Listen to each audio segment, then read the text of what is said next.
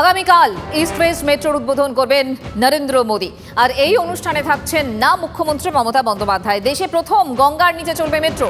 উদ্বোধনের আগে গঙ্গা গর্ভে টিভি9 বাংলা। এসপ্ল্যানেড থেকে হাওড়া ময়দান পর্যন্ত মেট্রো। গঙ্গার নিচের অংশে নীল আলোর ব্যবহার। দীর্ঘ বছরের অপেক্ষা, মেট্রো কবে চলবে? গঙ্গার তলা দিয়ে যাত্রীরা অনায়াসে শহরের বুকে কিভাবে চলে আসবে?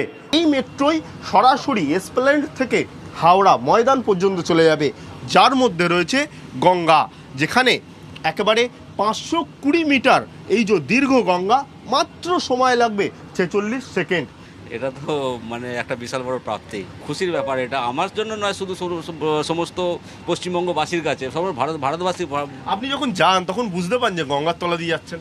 হ্যাঁ, ওখানে একটা লেখা আছে, এমনি তো কিছু বয়া নেই, কিন্তু ওখানে আছে। এবার নীল আলো আছে, মাছের আছে, সব ছবি আঁকা আছে। একটা স্পেশাল ফিলিংস দেওয়ার জন্য মাছের ছবি আঁকা আছে ওখানে। স্পেশাল ফিলিংয়ের জন্য আপনার ওখানে নীল লাইট দেওয়া আছে। কোনোবার ভেবেছিলেন যে গঙ্গার তলা থেকে আপনি সরাসরি মেট্রো নিয়ে চলে যাবেন?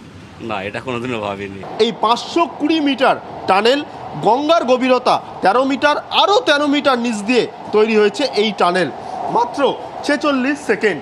আর দেখা যাচ্ছে যে নীল অংশ, অর্থাৎ আমরা যেই জায়গায় এখন বর্তমানে রয়েছি, এর ওপরে কিন্তু রয়েছে হুগলি নদী। যাত্রীরা যাতে বুঝতে পায় তারা কোন জায়গায় অবস্থান করছেন, তার জন্য একেবারে যে নীল যে অংশ বা নীল রঙের একটা লাইট এখানে ব্যবস্থা করা হয়েছে।